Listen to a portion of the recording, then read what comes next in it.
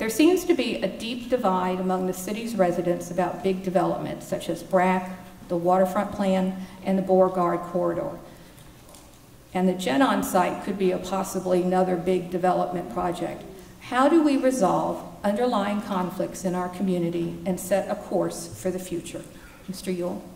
Well, thank you very much, and I'm honored to be here to participate in this debate. I want to thank the groups that are hosting it for collaborating and sponsoring it, but that's a very good question. Alexandria has achieved a lot, and a lot of things that we need to be very proud of, as a matter of fact, from the Woodrow Wilson Bridge project to the Patent and Trademark project to the building of new schools, and particularly the T.C. Williams High School. But we have moved forward over the past 10, 15 years in terms of addressing the tax revenue base of the city so we can diversify that base through economic development, which affords us an opportunity to reduce our reliance on real estate property taxes. And so, yes, while we have moved forward with waterfront redevelopment and with the West End Beauregard Small Area Plan, certainly the GenOn site is an opportunity that we will be moving forward on as well. But we do it through a community-oriented process where we get a lot of public input. Thank you, and welcome, and thank you for inviting us both. Andrew McDonald. I would answer that two ways. One, the most important thing you can do in any project, and the reason we're having so much conflict, or one of the key reasons, is we're not involving the community effectively from the start. It's a very top-down form of planning that has been going on recently in Alexandria. Secondly, you need to do comprehensive planning. If you do the kind of planning, people will get behind things because they'll see the reasons that you're doing something. If they have concerns that aren't being addressed, it's because we aren't planning properly. Next question is from one of our co-sponsors. Do you support the amendment to the Virginia Constitution regarding eminent domain? And Mr. McDonald goes first.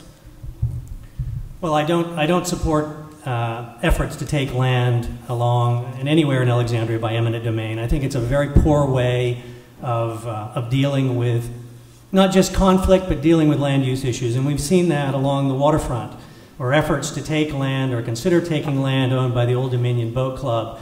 What they've done is simply created immense conflict in the community, immense cost. Taxpayers are having to foot a lot of legal bills, legal fights that the city has brought against landowners, and in reverse, the landowners in turn are having to defend their rights.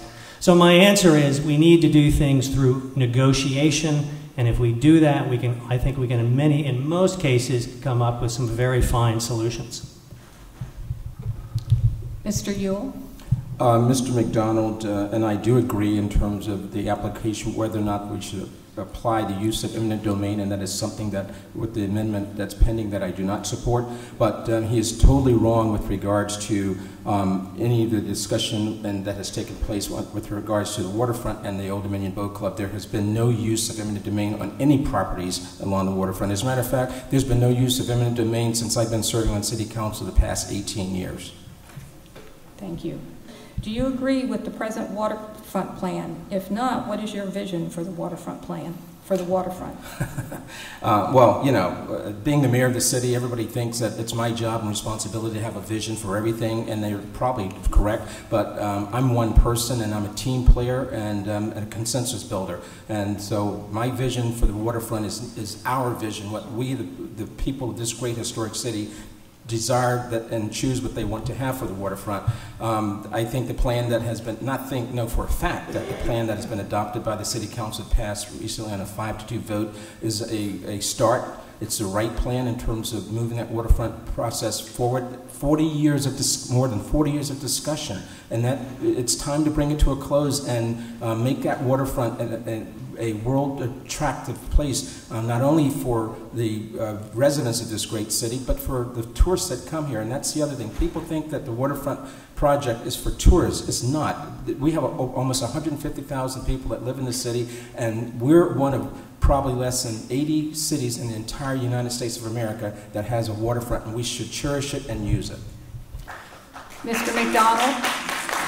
I couldn't agree more. It's a unique asset. It's a historic asset. The problem with the waterfront plan began day one, which was that the city did not engage the community effectively. We did not create a shared community vision for the waterfront. That's why there was such conflict. Personally, I think we need to think about waterfronts that don't have hotels, but do things that enhance our historic character. That will bring revenue to the city, that will bring tourism, that will make the river, the waterfront, a more public place. We need to think more than just simple answers. We need to be creative.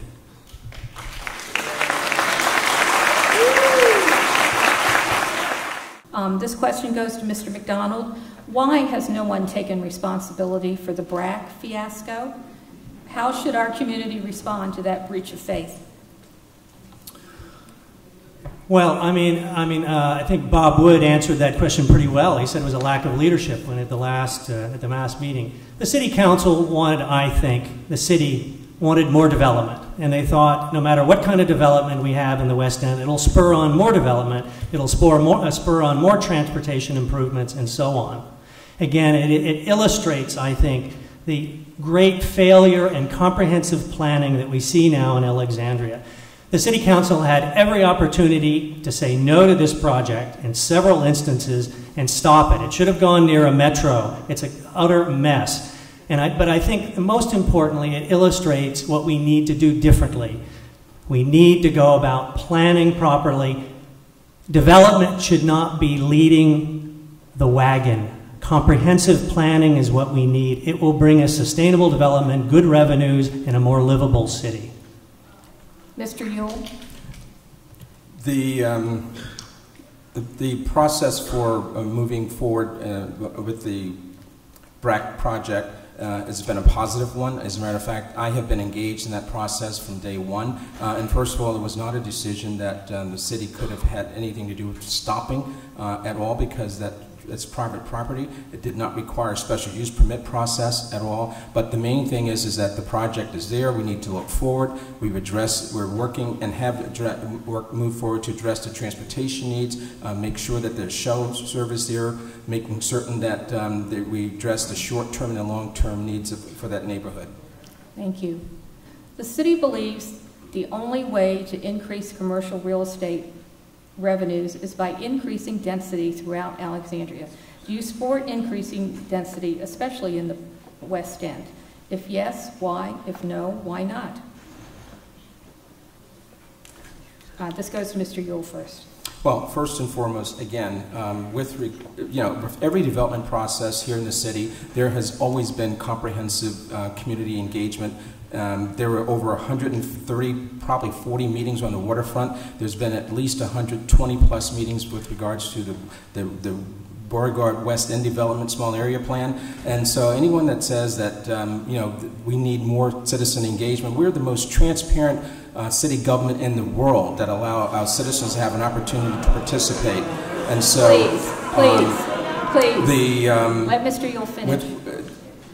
So as a result, the development on the West End is something, as a matter of fact, when I first ran for City Council in '94, and a couple of times for re-election, when I went on the West End, people would say, what about us? Everything is happening east of Quaker Lane. And I assured them that we would work to make certain that they were part of the process. And as a matter of fact, the creation of the West End Business Association was an idea of mine, so that the businesses and citizens would have a voice in the process. Thank you. Mr. McDonald. Density has a place in a small city because we're running out of land. I mean, you can use density to get more affordable housing in some instances, but the key is not density. It's working closely with the community to identify what you're getting from growth, the benefits, parks, transit, schools, something we don't seem to be doing a very good job of, and many other things. So density is an outcome. It should be an outcome of good planning, but not the beginning point.